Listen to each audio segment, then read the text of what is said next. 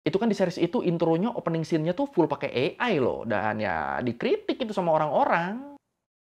Oh my god, I'm about to be so rich. What?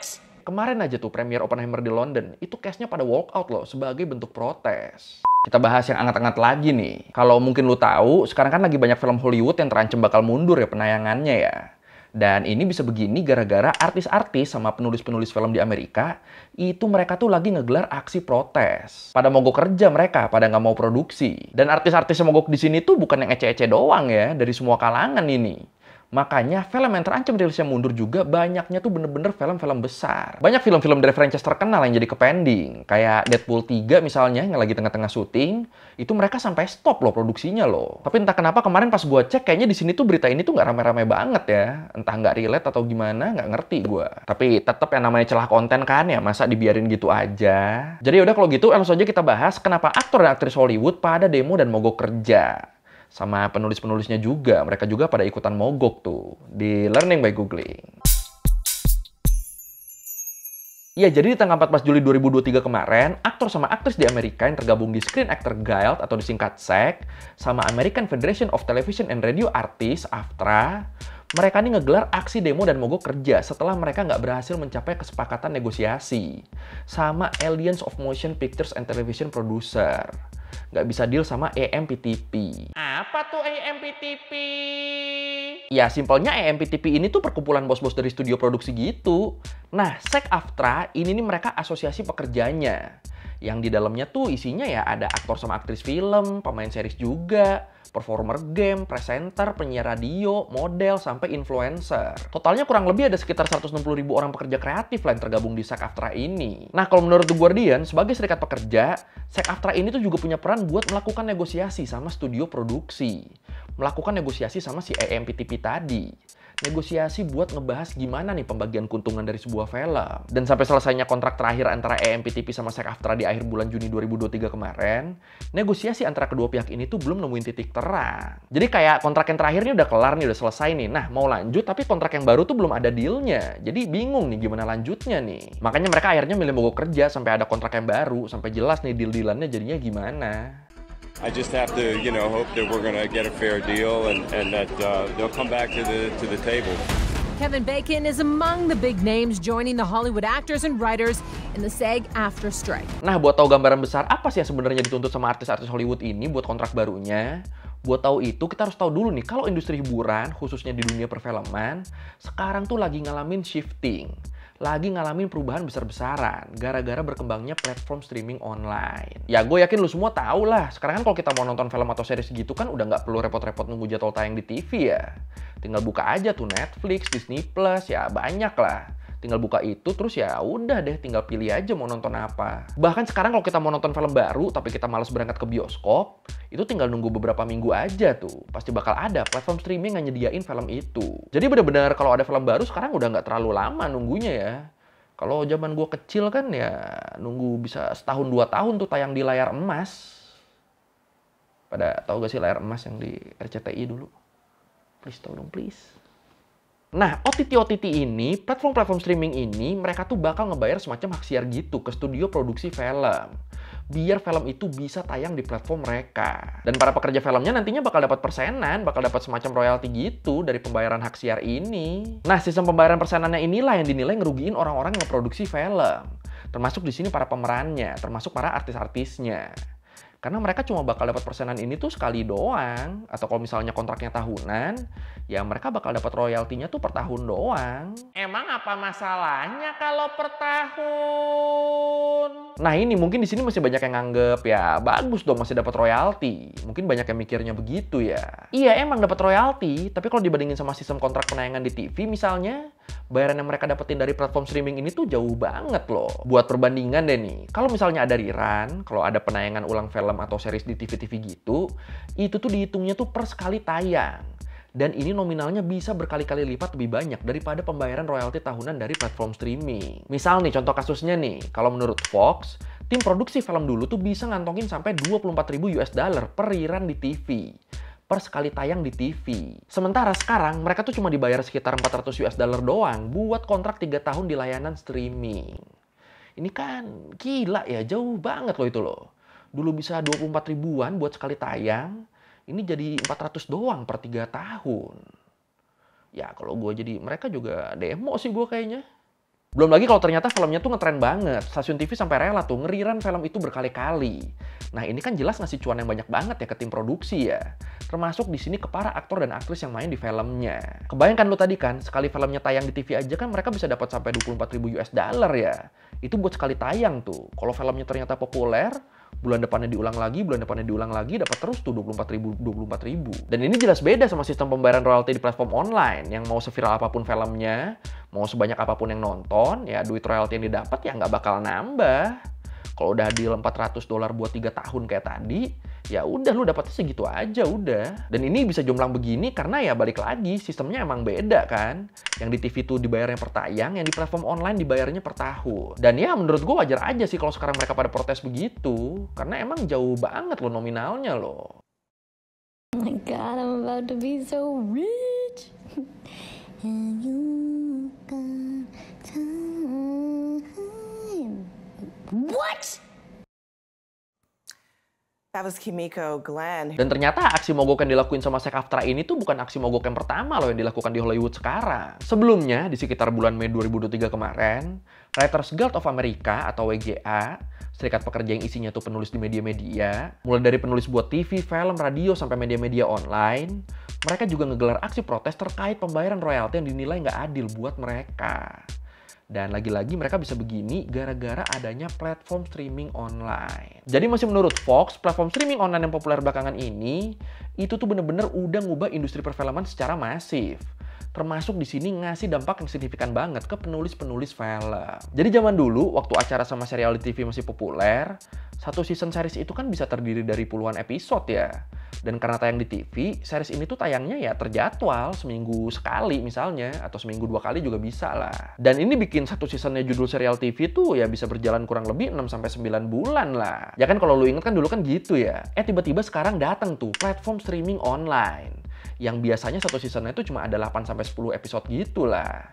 Jarang tuh yang ada nyampe puluhan kan. Udah gitu banyak yang sekali upload langsung tamat kan, langsung ada tuh semua episode tuh bisa diborong 1-2 hari sama penontonnya. Nah dari sini aja kan udah kebayang ya, para penulis ini tuh ya jadi mulai kehilangan jatah kerjaannya. Karena ya yang dulunya nulis buat 20-an episode kan satu seasonnya, sekarang jadi cuma nulis buat 8 episode doang misalnya per season. Jadinya yang tadinya penulis naskah tuh bisa hidup cuma dengan fokus ngerjain satu series doang, ini sekarang mereka jadi dipaksa buat nyari beberapa proyek yang bisa mereka kerjain lagi di sela-sela persiapan season selanjutnya. Karena ya kalau fokus di satu series doang bakal nggak cukup duitnya. Ya yang biasa nulis buat minimal 20 episode sekarang cuma 8-10 episode kan. Ngurang setengahnya tuh berarti tuh nafkah mereka tuh. Dan nasib ini makin diperparah sama kebijakan yang udah kita bahas tadi. Kebijakan yang bikin pembayaran royalti mereka tuh jadi jauh berkurang dibanding sebelumnya. Makin deh tuh penulis-penulis di sini susah duitnya. Dan ya udah, karena ngerasa dipersulit dan nggak dapat upah dan royalti yang layak dari tulisan yang mereka produksi, para penulis ini pun ngegelar aksi demo dan mogok kerja. Dan aksi para penulis ini juga yang kemudian jadi salah satu alasan SAG-AFTRA ini ngegelar aksi yang sama. Soalnya ya mereka ngerasanya baik WGA, asosiasi penulisnya, maupun SAG-AFTRA, mereka ini ngerasa jadi korban sistem yang sama. Jadi korban sistem industri perfilman baru yang cuma nguntungin bos-bos besar studio produksi dan aplikasi streaming. Para pekerjanya ya udah tuh makin ngos-ngosan mereka. Dan kalau kita ngomongin soal tuntutan, dua-duanya ini, WGA sama SAG-AFTRA ini tuh sebenarnya mereka punya concern yang sama ya. Mereka sama-sama nuntut pembayaran royalti yang lebih layak buat mereka. Kalau menurut The Guardian, WGA sama SAG-AFTRA, mereka tuh minta biar pembagian royaltinya tuh bisa didasarkan sama tingkat penayangan film atau series di platform streaming online. Jadi misalnya filmnya berhasil dapat penonton yang banyak, ya royalti buat mereka juga ikutan naik lah. Mereka pengennya begitu, jangan semua film ditepok rata pembagian royaltinya.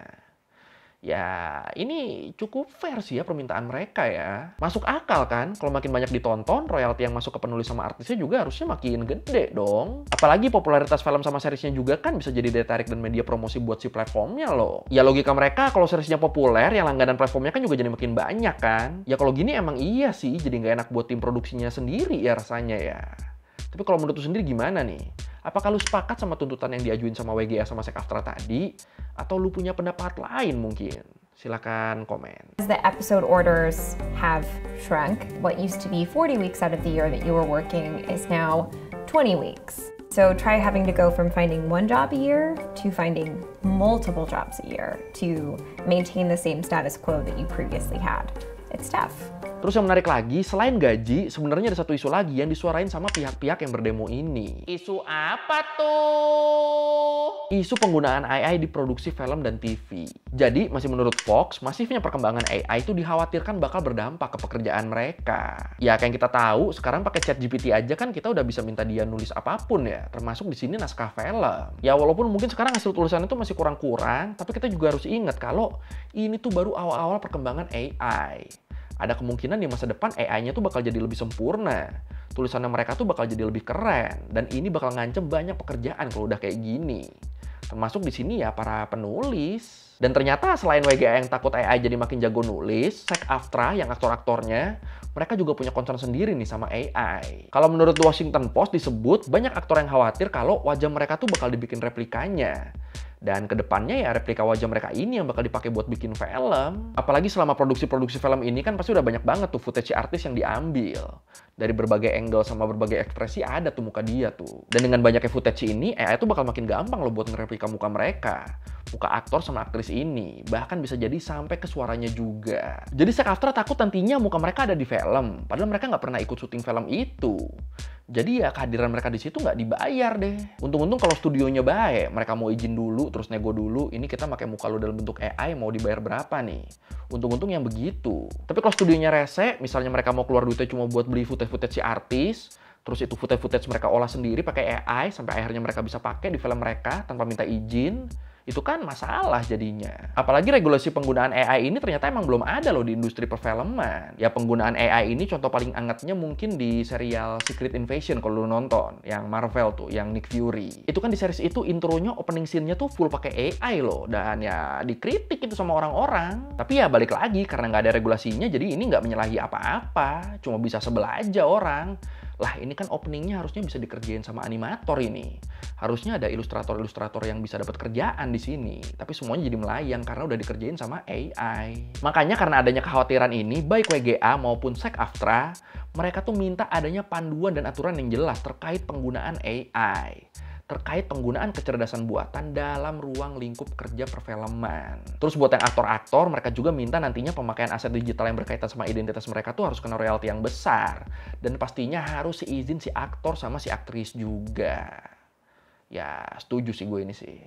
Rather than an outright ban, the WGA has proposed guardrails for AI technology that aim to protect the working standards, payment systems, and authorship credit for writers. Nah, aksi yang digelar sama para aktor dan aktris ini, termasuk para penulis naskah, ini pastinya berdampak besar ke jadwal penayangan film dan series yang diproduksi di Amerika. Kalau menurut ABC News, buat film-film yang dijadwalin tayang di sisa tahun 2023, mungkin nggak akan ada perubahan signifikan di jadwal tayangnya.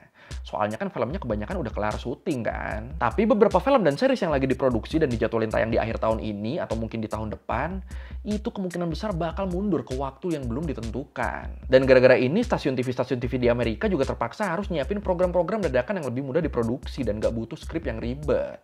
Imbas dari banyaknya scriptwriter yang ikut aksi mogok kerja. Bahkan nih, Emmy Awards, penghargaan buat acara TV terbaik di Amerika, itu juga kemungkinan harus terancam mundur. Karena ya para penulis sama artisnya pada demo. Kalau demonya nggak kelar-kelar, terus acaranya maksa tetap diadain, siapa yang mau datang coba?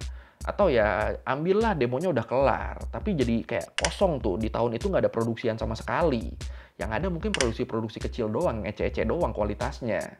Ya masa mau tetap diadain, ntar pemenangnya kan jadi nggak kredibel kan. Atau nggak usah award-awardan deh, kemarin aja tuh premier Oppenheimer di London, itu cast-nya pada walk out loh sebagai bentuk protes. Jadi ya premier film sendiri aja mereka pada cabut kan, gimana acara-acara award begitu coba. We have to acknowledge you've seen them here earlier on the red carpet. Unfortunately, they're off to break their picket signs for what we believe to be an imminent strike by SAG, joining my guild, one of my guilds, the Writers Guild, in the struggle for fair wages for working members of the union. We support them. Terus yang kasihan tuh ada beberapa film yang lagi tengah-tengah proses produksi gitu loh waktu demo mogok kerjanya ini mulai. Dan ya udah terpaksa deh tuh proses produksinya jadi berhenti di tengah-tengah. Film yang begini tuh contohnya ada Deadpool 3 sama Venom 3 yang jadi mandek tuh produksinya tuh karena banyak timnya yang ikutan mogok kerja. Yang sebenarnya pengen lanjut pun mereka di sini jadi ikutan stop nih sebagai bentuk solidaritas. Terus kalau nggak salah tuh ada juga Mortal Kombat 2, Wicked sama Avatar yang proses produksinya tuh harus terhenti gara-gara aksi ini. Terus seri-seri yang ditayangin eksklusif di berbagai platform streaming online juga banyak yang terpaksa harus berhenti nih produksiannya. Kayak Stranger Things, Abbott Elementary, Daredevil yang baru, yang Born Again, ya banyak lah pokoknya. Dan sampai gue bikin video ini belum ada kejelasan nih kapan mogok kerjanya ini bakal kelar. Waduh. Tapi kalau menurut lu sendiri gimana nih, terutama yang doyan-doyan nonton nih? Apakah lu sepakat sama poin-poin yang diprotes sama WGA sama SAG-AFTRA tadi? Atau lu ada pendapat dan saran sendiri biar film-film yang lu tunggu tuh nggak mundur tanggal rilisnya? Silakan komen. The studios are saying we can't afford to pay more. How does this end, Emma? I mean, they can afford to pay more. That's completely. They're saying two different things. They're telling all of the actors and all of the writers and all of the creatives that they don't have the money, and meanwhile, they're telling all of their shareholders that they're making more money than they ever have been. So both things can't be true at the same time. Oke, sekian Terminggu kali ini tentang kenapa artis Hollywood pada mogok kerja. Ya, ternyata itu ya, tetep ya, masalah upah basicnya. Sama ada AI juga sih tadi selipannya ya. Kalau merevisi gue udah salah, atau mau nanya, atau mau nambahin dari video, bisa tulis di komen, kita diskusi juga biasa. Sekali lagi, thank you udah nonton, jangan lupa like, comment, subscribe. Bye!